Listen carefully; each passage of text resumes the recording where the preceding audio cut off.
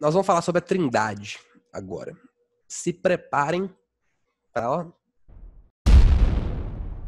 a loucura completa que é a Trindade. A Trindade não é um trem fácil de você entender. A Trindade não é uma coisa que você vai conseguir entender completamente. Não é um trem que é impossível também, não. Nós vamos ver isso depois. Mas não é uma coisa que você vai falar assim, facinho de... Eu consigo até imaginar como é que é. Não. Não dá. Não é assim que funciona. Tá? Mas vamos lá. Vamos já começar com essa loucura que é a Trindade. Que é bonito demais. Tá? Se preparem pro bug mental. Gente, definição, então. Vamos definir o que é a Trindade? Todo mundo aqui sabe o que é a Trindade, né? É que Deus existe eternamente como 3 pessoas, Pai, Filho e Espírito Santo, tá? E cada uma delas é plenamente Deus, mas existe só um Deus. Então, existe um Deus, que ao mesmo tempo que é um Deus, são 3 pessoas, e cada uma delas é plenamente Deus. Sim, é isso que você ouviu. Eu não entendi. Então vamos continuar. Como vocês sabem, a teologia sistemática, ela busca fazer o quê? Abordar tudo que a Bíblia fala sobre um determinado assunto. Só que nesse capítulo, a maioria das implicações são muito mais históricas, são muito mais sobre a teologia histórica da Trindade. Por quê? Porque a Bíblia, ela não fala tanto da Trindade. Por que ela não fala? Porque a gente não entender mesmo. Nós não vamos entender mesmo. Do que adianta ela falar? Ela já falou o suficiente, a Bíblia já fala o suficiente. Existe um só Deus, que ele não é dividido em 3 pessoas, não. Esse Deus é 3 pessoas, ele não é dividido, ele é 3 pessoas. E essas 3 pessoas são 100% Deus. É isso. São as formas que Deus... Lucas, isso é uma heresia, tá? Nós vamos te contar. Isso é uma heresia. Vixe, vou pagar umas penitências agora. Vou ir mesmo? andando. Caraca. Sou herege, vou ser queimado aqui em São Paulo, cara. Que isso, velho? Deixa eu te contar o nome dessa heresia. Nós vamos falar dela, tá? Essa heresia chama modalismo. Deixa eu definir o que é a Trindade para vocês, que talvez fique mais fácil. Porque a Trindade a gente aprende o que ela não é. A gente não aprende o que ela é. A gente aprende o que a Trindade não é. Vamos lá. Primeiro, gente, tem muita gente que acha que a Trindade tá só no Novo Testamento. E não tá. Tá? Não tá. A Trindade está no Antigo também.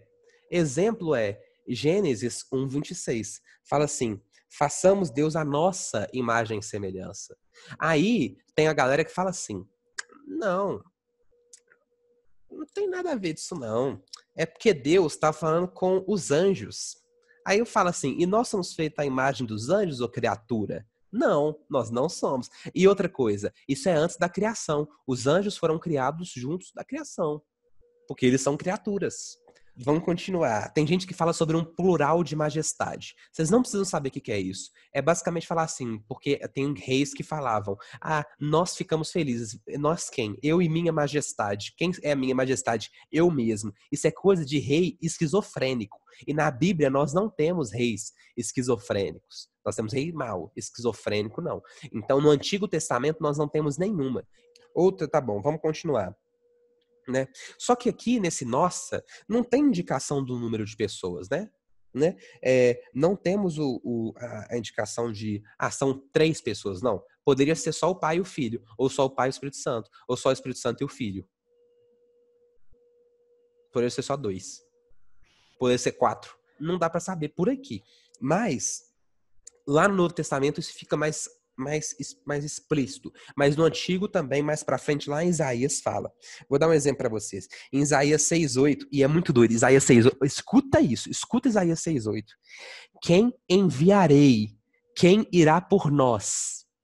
Quem enviarei? Primeira pessoa. Quem irá por nós? Primeira pessoa do plural. Primeira pessoa do singular, primeira pessoa do plural. Quem enviarei? Primeira pessoa do singular. Quem irá por nós? E é Deus falando. É Deus falando isso. Gente, existem passagens na qual uma pessoa é chamada de Deus e de Senhor, ou Senhor, mas não é o Deus Pai. Eu sei singular e plural, tá bom? Eu só não sei o que é predicado, tá? E também não sei o que é pretérito mais que perfeito, tá? Eu não estudo isso. Eu faço medicina, eu não preciso saber disso. Ok? Nossa, eu faço queijo e te expliquei. Olha como é que é parecido, né? Salmo 45, 6 a 7, o salmista diz o seguinte, ó, o teu trono, ó Deus, subsiste para todo sempre. Amas a justiça e odeia a iniquidade. Por isso, Deus, o teu Deus, escolheu-te dentre os teus companheiros, ungindo-te com óleo de alegria. Ele fala assim, ó, por isso Deus, o seu Deus. Então, por isso Deus, o seu Deus, que é outra pessoa. Por isso Deus, o teu Deus, te escolheu. Sim, está em Salmos. Salmos 45, 6 e 7. Salmo 45, 6 e 7. Por isso Deus, o seu Deus, te escolheu. Ou seja, ele está falando que outra pessoa é Deus, que não Deus. Só que só existe um Deus. A Bíblia é bem clara quanto a isso. Aqui, duas pessoas são chamadas de Deus. No hebraico, o original é Elohim. Duas pessoas são chamadas de Elohim. No Novo Testamento, Hebreus cita essa passagem de novo, lá em Hebreus 1:8, e fala de Cristo. E aí muda. O seu trono, ó Deus, subsiste para todo sempre. Ele fala, em Hebreus 1:8, ele cita aplicando que o Deus que foi escolhido por Deus é Cristo. Ô Lucas, independente se está em maiúsculo. Deus não escolheu outro Deus não, meu filho. O outro Deus é o capeta. Como é que ele vai escolher outro Deus? Os outros deuses são projeções humanas ou o próprio Satanás, tentando. Baal, por exemplo, etc. Então, ele não escolheria outro Deus. A única pessoa que poderia ser escolhida por Deus é ele próprio. Então, em Hebreus 1:8, a gente vê que esse Salmo 45, 6, 7 é reaplicado em Cristo. Então, ele esclarece. O autor de Hebreus, Priscila, esclarece. Tô zoando, gente. Não dá pra ter certeza que é Priscila, não. Mas no meu coração, eu acho. Salmo 110, Davi diz assim, o Senhor disse ao meu Senhor. O Senhor disse ao meu Senhor. Senta-te à minha direita até que eu te faça dos teus inimigos um estrado para seus pés. O Senhor disse ao meu Senhor, senta-te à minha direita. Quem que é digno de sentar à direita de Deus, senão o próprio Jesus? Jesus, em Mateus 22, fala. Mateus 22, 4 e 6, ele fala que é sobre ele aquela passagem. Ele reaplica assim. Ou seja, sim, é sobre Jesus. Né? Quem que é digno de sentar ao lado de Deus, senão o próprio Deus? Sabe? Então, a tradução deste modo, a gente poderia mudar para Deus Pai diz a Deus Filho, senta-te à minha direita. Isso mesmo, à minha direita. Isaías 63:10, nós temos a primeira menção clara do Espírito Santo. Fala assim, ó, o povo de Deus se revoltou e entristeceu o seu Espírito Santo. Então, basicamente, isso é dizer que o Espírito Santo tem sentimentos. O nosso espírito não tem sentimento. Quem tem sentimento é o nosso coração. Só que aí, quando a gente fala assim, ó, nossa alma, chama de alma, coração, isso é o que tem sentimento, tá? O nosso espírito, eu não sei se ele não tem sentimento, mas dizer que o Espírito Santo de Deus se entristece seria pleonasmo. Ele diz aqui, ó, basicamente assim, ó, ele sugere que o Espírito Santo ele pode se entristecer, ou seja, ele tem uma característica que é a parte de Deus. Basicamente, a primeira menção clara do Espírito Santo como uma pessoa diferente de Deus Pai. Pleonasmo é chover no molhado. Ele, se for para dizer assim que não é Espírito Santo, teria que ser tipo assim, ó, seria seu santo coração ou alma, seguindo o padrão bíblico. Como em Salmo 42, fala assim, por que está abatida, ó minha alma? Não fala ó meu espírito, fala ó minha alma. O padrão bíblico é esse. Então, aqui fala que revoltou e entristeceu o espírito, não a alma. Então, foge do padrão bíblico. Por isso que é certo dizer que dessa forma, a distinção das pessoas começa ali. Não começa, mas é evidenciada, porque começa desde antes da criação.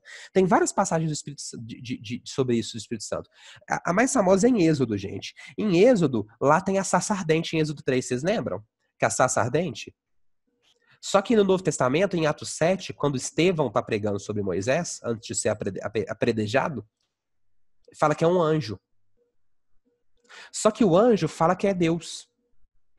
Anjo, na tradução, gente, malak é mensageiro. Anjo é mensageiro, tá? Então, não quer dizer que É simplesmente mensageiro. Ou seja, o espírito, o anjo ali se dizia como Deus, mas ele era um anjo, ele era um mensageiro. Ele não era o Deus Pai, mas ele era Deus, porque senão ele estaria mentindo. Ele estaria falando que é Deus sem ser. Então quem que era? Era o Espírito Santo naquela sarça. O anjo, ele nunca vai falar que é Deus. Nunca. Só se ele for Deus. Que Jesus era anjo. Na luta de Jacó era Deus? Era Deus. Na luta de Jacó era Deus. Então, gente, olha, anjo é mensageiro. Por exemplo, lá no começo de Gênesis, fala sobre anjos e tal. Pode ser mensageiros que carregam a mensagem de Deus. Não quer dizer necessariamente que sejam anjos, seres celestiais, tá? A Bíblia, quando fala de seres celestiais, vai dizer arcanjo, Gabriel, etc. Ou serafim, querubim. Ela vai especificar quando é ser celestial. Quando não é, pode ser o próprio Deus, como era na sarça ardente, ou pessoas que têm a mensagem.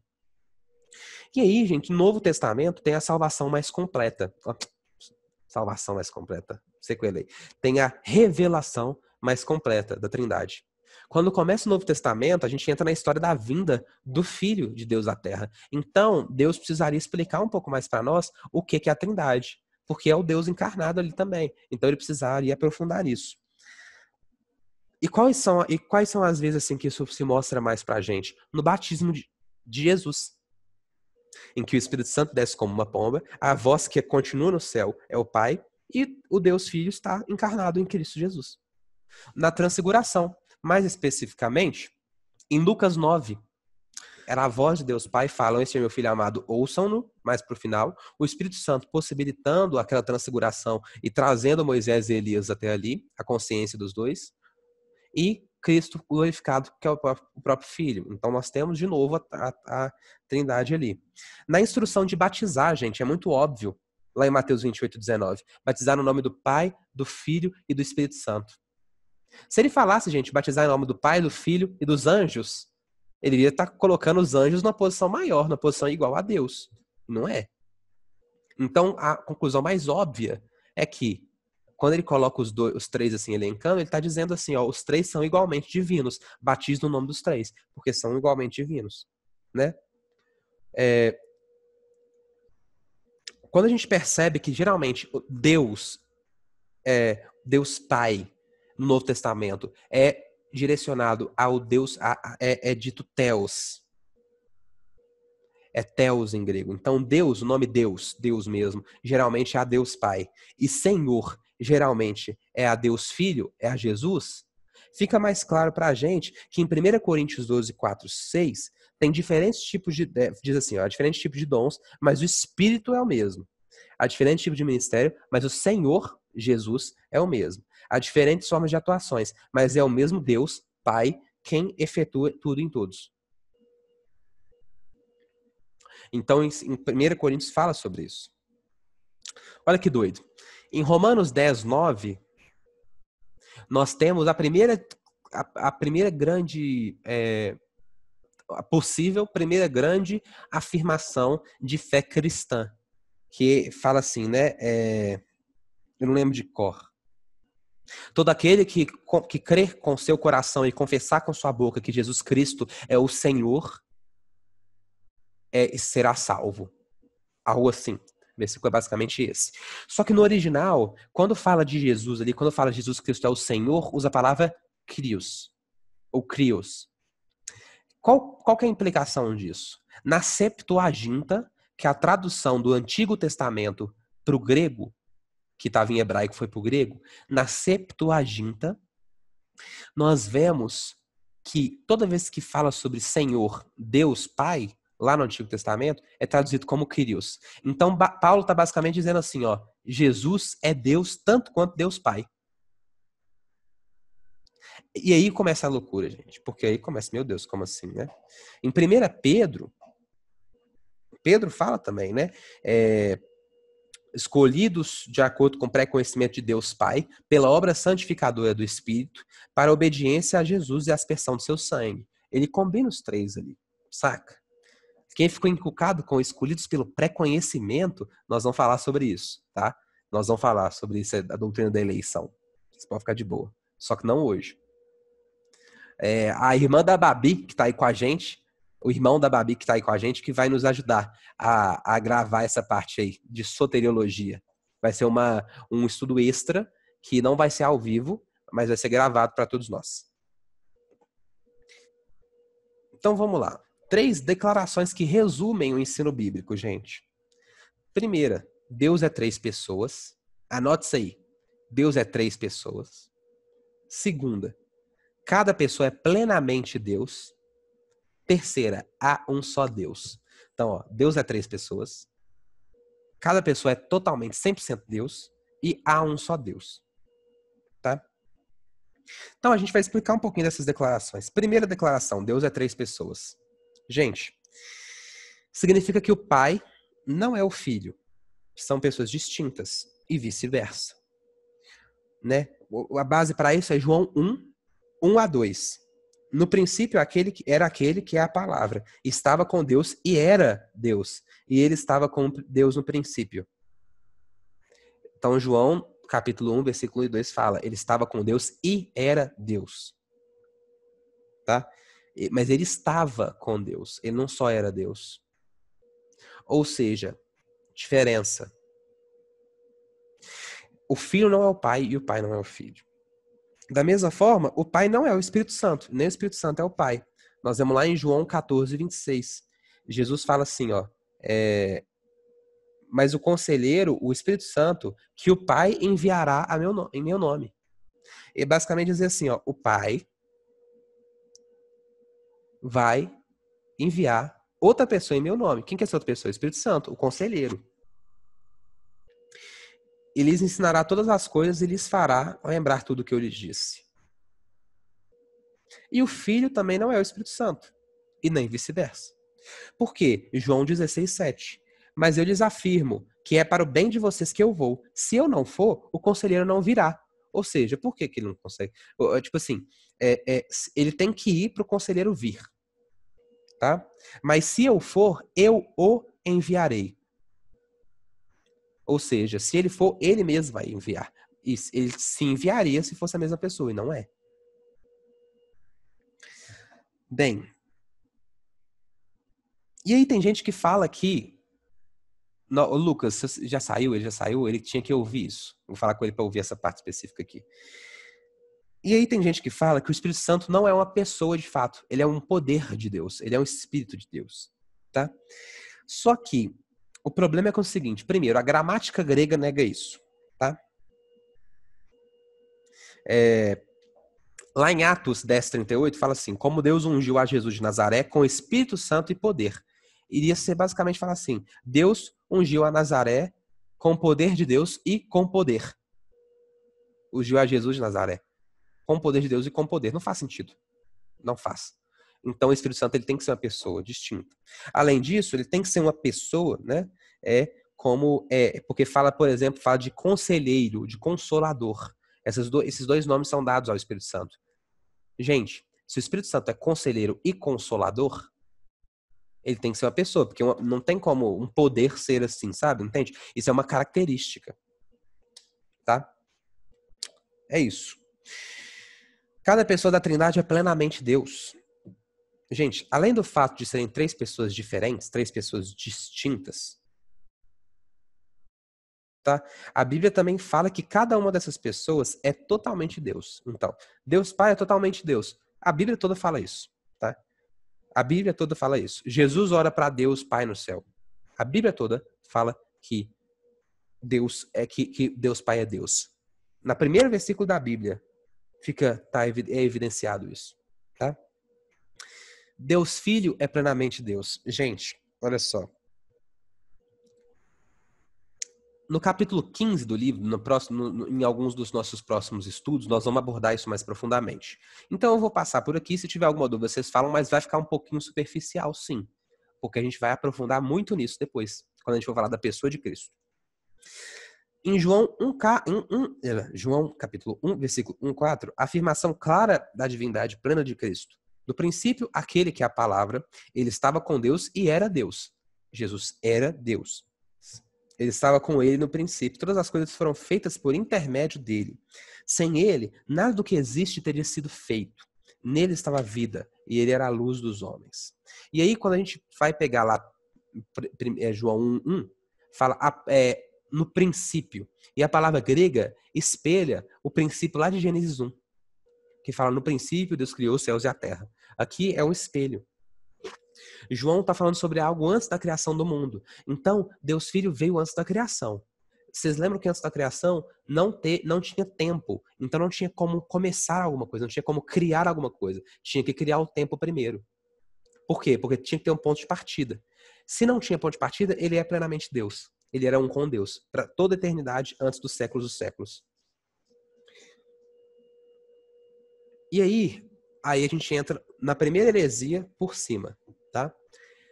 Os testemunhos de Jeová, eles tentavam falar que ali o Deus era com D minúsculo. Então, falava que a palavra era um Deus. Falar assim que a palavra era um ser celestial. Os testemunhos de Jeová falam isso. Que a palavra era um Deus. Só que eles usam a desculpa do grego. Eles falam que a gramática grega tá faltando um artigo ali no começo. Só que não faz sentido, porque senão eles teriam que traduzir vários outros versículos da Bíblia como um Deus, que claramente são sobre Deus. Então eles são muito incoerentes. Eles tentam arrumar essa desculpa aí, né? Mas não.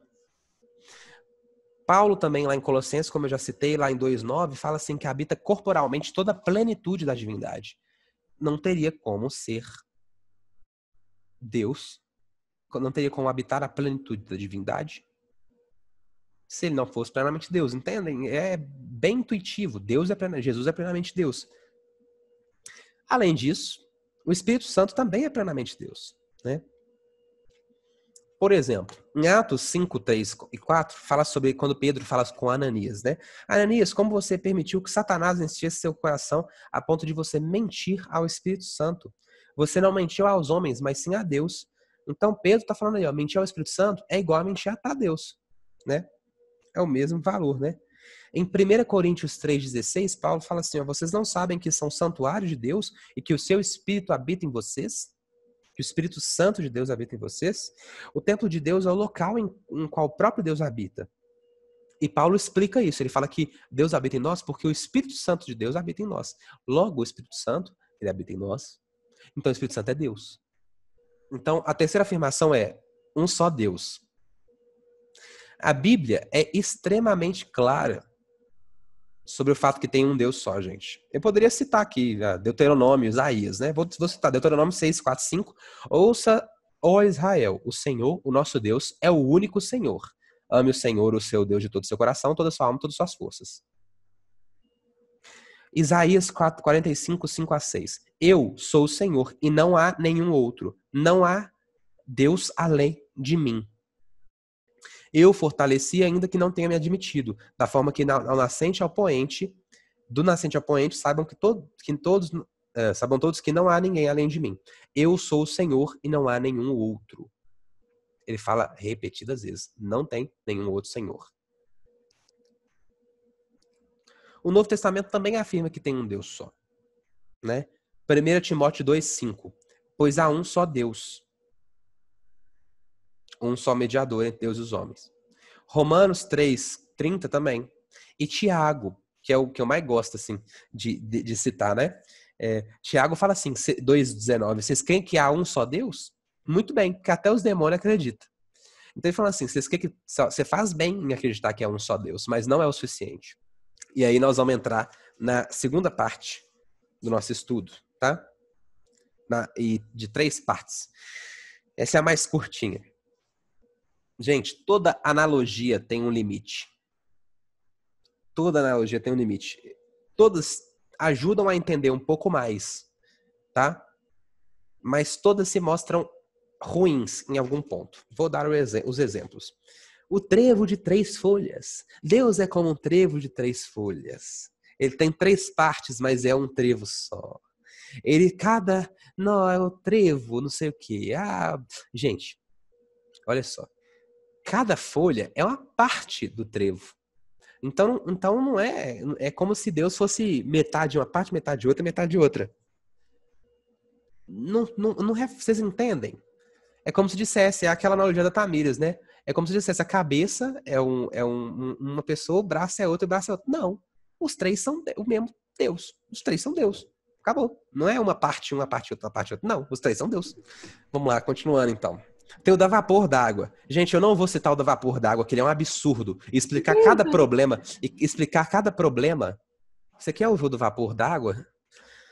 Então tá. Falando assim que as três formas d'água coexistindo num lugar só. É tipo a trindade. O vapor, o gelo e a água líquida. Tá? Fala que é como se fosse isso. Gente, isso tem tanto problema. Olha só, vou citar alguns problemas, tá? Primeiro, nenhuma quantidade de água pode ser considerada nas três formas ao mesmo tempo. Ela sempre vai estar em formas diferentes, tá?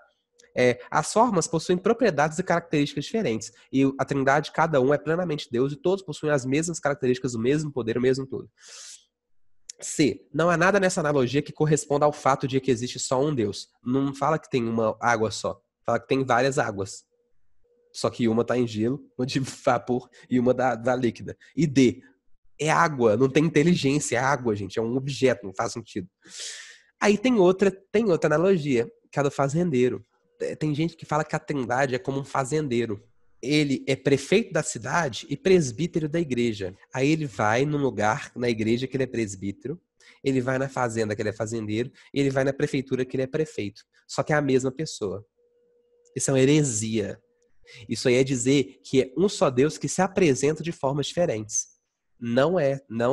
Isso não está certo. E aí vamos entrar nas heresias. Gente, o Friedrich Schleiermacher, que é um teólogo aí, dos anos para trás, aí, dos séculos atrás, ele define as heresias naturais. Ele define 4 heresias naturais. Nós vamos trabalhar algumas outras. Só que o ponto dessas heresias naturais é que a maioria delas, que 2 das 4, na verdade, a maioria não, metade delas, é justamente... Nossa, isso que só letra mesmo? Schleiermacher.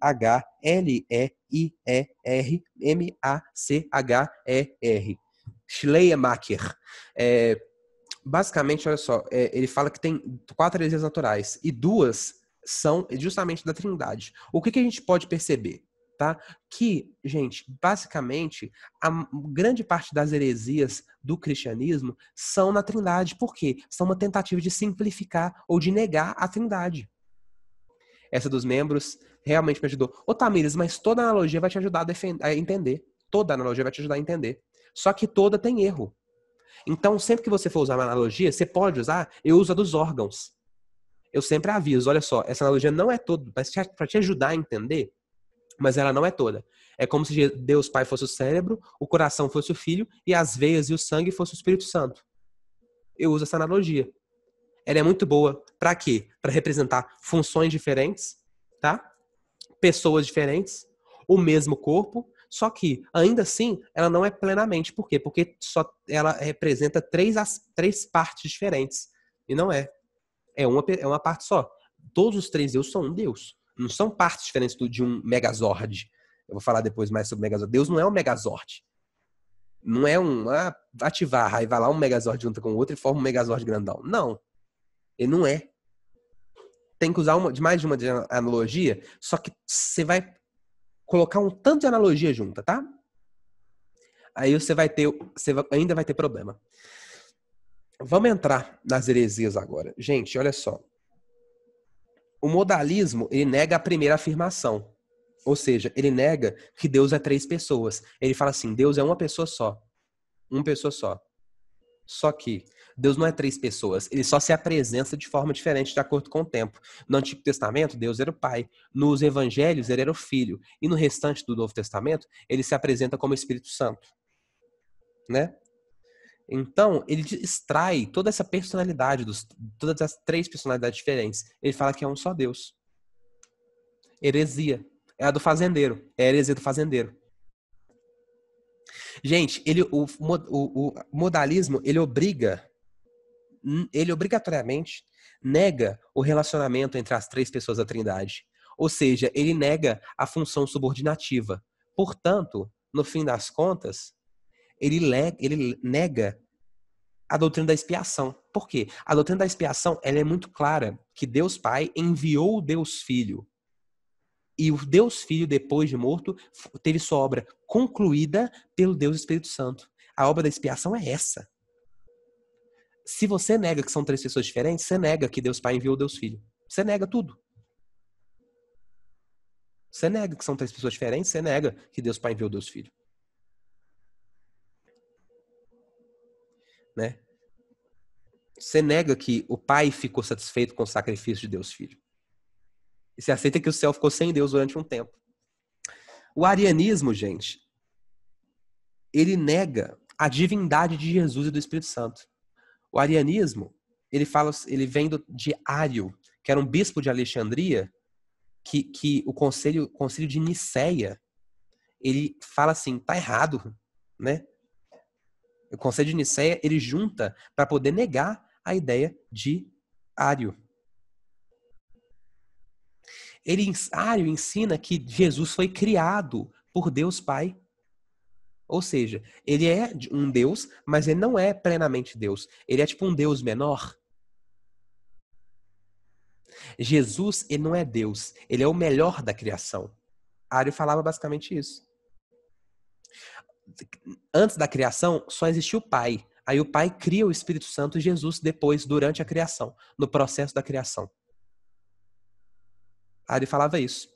E sabe uma teologia que sustenta isso, que eu vejo muita gente divulgando? Quem acredita que em Provérbios 8, 22, fala sobre Jesus. Que fala que a sabedoria é Jesus. Porque em Provérbios 8, o Tamires, é durante aqueles 7 dias da criação. O Ário falava isso. Gente, se vocês querem entender mais sobre essa heresia, eu recomendo vocês irem no vídeo do Israel Subirá, que é um cara sensacional, mas ele vacilou nisso.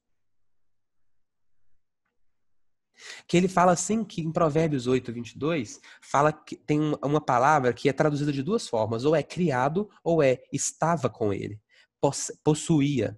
Essas duas palavras, então Jesus seria um semideus, basicamente falar isso, Jesus era um semideus.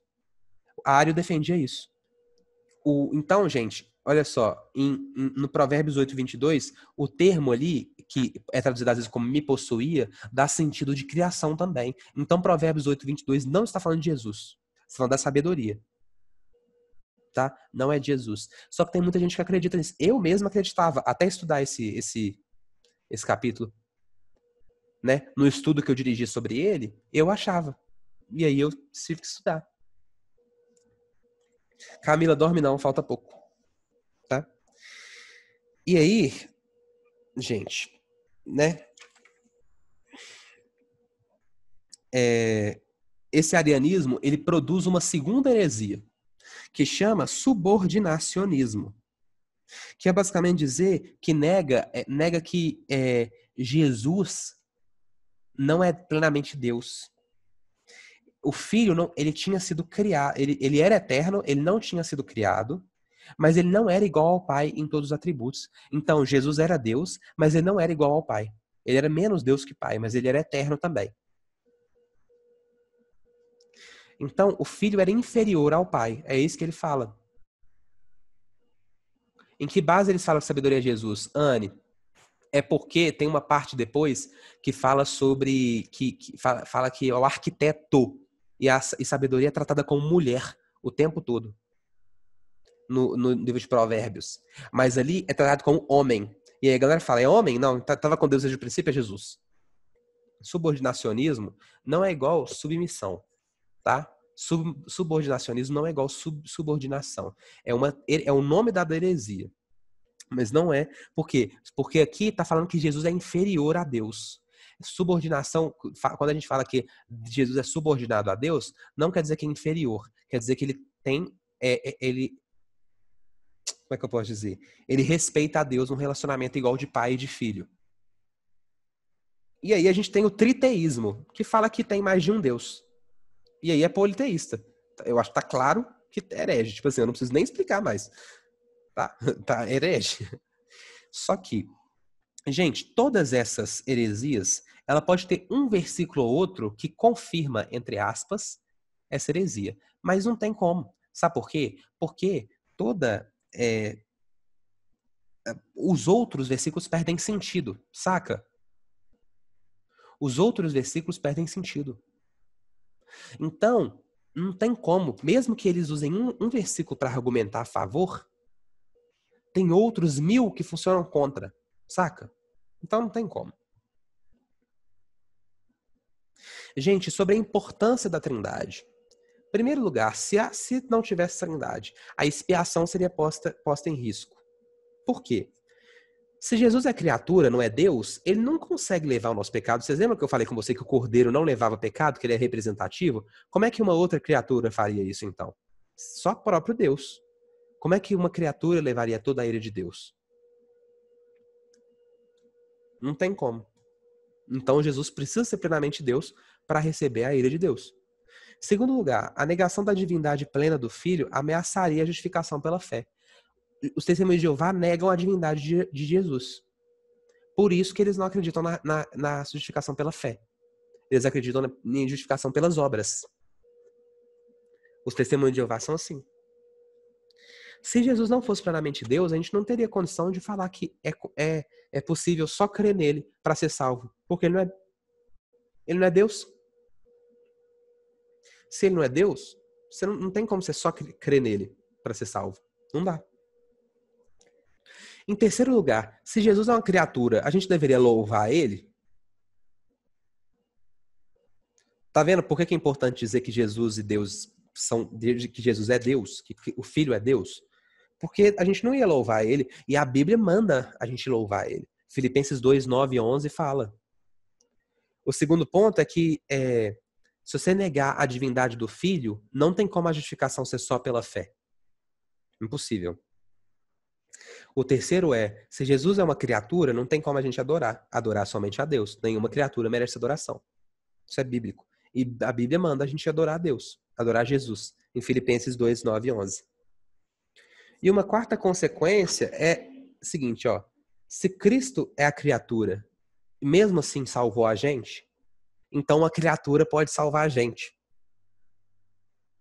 E se uma criatura pode salvar a gente, então nós podemos nos salvar. Então, pelagianismo, entendeu? É basicamente isso, é falar que a gente pode alcançar a nossa própria salvação. E Jesus veio à toa. Então, basicamente... Pedro, você tá muito herege. Hã? Sim, tô herege. Você tá muito herege. Tô. Então, gente, a doutrina da Trindade ela é necessária para a fé cristã. Não tem como você ser cristão se você não acredita na Trindade. Vamos lá. Agora a gente entra na parte legal. A função eterna subordinativa. O Pai é submisso... não. Agora eu quase fui herege mesmo. O Espírito Santo é submisso ao Filho e ao Pai. O Filho é submisso ao Pai. E o Pai não é submisso a ninguém. Tá? A gente chama isso de economia da Trindade. Usando a palavra economia como ordenamento, como organização. Como organização de atividades, não economia de dinheiro, mas como divisão de tarefas. O Pai, ele planeja a redenção. O Filho, ele efetua a redenção. E o Espírito Santo, ele ministra a redenção. O Pai começa e o Espírito Santo conclui. O que é ministrar a redenção? É regenerar, santificar e capacitar. Versículos bíblicos para isso, né? O Pai planejou a redenção e enviou o Filho ao mundo. João 3,16. Deus enviou seu Filho de tal maneira que deu seu Filho unigênito para que todo que nele crê. Então, Deus amou o mundo de tal maneira que enviou o seu Filho. Então, o Pai planeja a redenção e envia o Filho para efetuar. Em João 6,38, a gente tem o indício também dessa afirmação. Né? Deixa eu abrir João 6,38, que é importante eu ler. Porque eu não sei de cor esse versículo. Porque eu desci do céu não para fazer a minha própria vontade, sim a vontade daquele que me enviou. Ele está afirmando, olha só, não era a minha vontade, apesar que eu também quero, né? Porque a vontade do Pai e do Filho está em perfeita sincronia, perfeita sinergia. Mas ele fala assim, eu vim porque meu Pai me enviou, ou seja, o Filho foi enviado pelo Pai. E o Espírito Santo, né, é enviado pelo Pai, como a gente já falou lá de João 14, 26. O Espírito Santo é enviado pelo Pai. Então, ele ministra esse plano, né? Tá? E aí a galera pergunta, tem como essas funções serem diferentes? Gente, não. Por quê? Porque Deus é imutável. Vocês lembram do nosso último estudo que a gente falou sobre a imutabilidade de Deus? Deus é imutável. Se Deus hoje é Deus Pai, Deus Filho e Deus Espírito Santo, e o Espírito Santo era submisso ao Pai e ao Filho, o Filho era submisso ao Pai, então sempre foi assim, porque Deus não muda. Sempre foi assim. Entende? Deus é imutável. Né? Em Efésios 1, 3, 4, fala: bendito seja Deus e Pai de nosso Senhor Jesus Cristo, que nos abençoou com todas as bênçãos espirituais nas regiões celestiais em Cristo, porque Deus nos escolheu nele antes da criação do mundo, para sermos santos e irrepreensíveis em sua presença. Antes da criação do mundo, ou seja, desde a eternidade já tinha isso aí. Desde a eternidade esse pacto já tinha sido firmado, que o Filho seria enviado. Então sempre foi assim, tá? A gente fala muito sobre uma igualdade ontológica e subordinação econômica. Ontologia é ser. Então eles são iguais no ser. A essência é a mesma. Mas a subordinação, ela é econômica. Ou seja, é em função. Então um é submisso ao outro funcionalmente, mas eles não são diferentes em essência. São papéis diferentes. Então a gente fala de forma mais simples, iguais no ser, mas diferentes nas funções, subordinados, submissos nas funções. Mas aí a gente pergunta, mas ser subordinado, ser submisso não é inferior? Aí eu falo, não, a gente já falou, o casamento é um exemplo. A mulher é submissa ao marido e ela não é inferior de forma nenhuma ao marido. E aí a gente fala sobre a relação das pessoas da Trindade. Essa é a parte fácil. Por quê? Porque a gente já viu a maioria. Olha só, primeira coisa. Deus não é um terço. Jesus, um terço. Pai e um terço Espírito Santo. Não. Tá? Cada pessoa é plenamente Deus. Cada pessoa é todo ser divino. Todos eles são Deus. Totalmente Deus. Segunda. Por que não pode falar que cada pessoa é um terço? Porque aí é como se cada um fosse incompleto e só fosse Deus quando os dois estivessem juntos, tá? Segundo, não é uma fusão, não é um megazord. Então, basicamente, é dizer que os três separados não são Deus. Mas só quando os três se juntam, eles formam Deus. É como se fosse um megazord mesmo, a figura do megazord é perfeita. A fusão, quem já assistiu Dragon Ball Z sabe, tá? Quem assistiu Dragon Ball Z, que Goku e Vegeta fazem aquela fusão, exatamente. E aí, Jesus... buguei, eu queria falar de Jesus depois. E aí, o Vegito ou o Gogeta só existem quando os dois se fundem. Não é assim. Jesus é plenamente Deus. Deus, Pai, é eternamente Deus. Espírito Santo é eternamente Deus. Gente, a diferença da Trindade não é no ser. Para nós é muito complicado isso, porque para nós, pessoa e ser é a mesma coisa, porque nós somos seres imitados. Mas para Deus não, é um ser e são três pessoas. É um ser e são três pessoas. Para nós são coisas iguais, mas são coisas diferentes. Por que são três pessoas diferentes? É um ser, mas a forma como cada um se relaciona com os outros formam uma pessoa diferente. O Espírito Santo, sendo submisso ao Pai e o Filho, torna ele uma pessoa diferente do Pai e do Filho. Mas é o mesmo ser. Gente, é muito além da nossa compreensão completa. Tá? Muito além. Mas não é impossível entender. A Bíblia conta o suficiente. Tá? Não é impossível que a gente entenda. É errado dizer que é impossível entender. A gente entende, a gente só não entende completamente. A Bíblia nos conta o suficiente, gente. É paradoxal, mas não é contraditório. Seria contraditório dizer que a gente tem que crer que tem três deuses e tem um Deus só. Seria contraditório. Mas não. Fala que um Deus é três ao mesmo tempo. Isso não é contraditório. Isso é paradoxal, mas não é contraditório. Calvino fala o seguinte, ó. Não perca seu tempo entendendo o que você não precisa entender. Não perca seu tempo. Entenda só o que você precisa entender.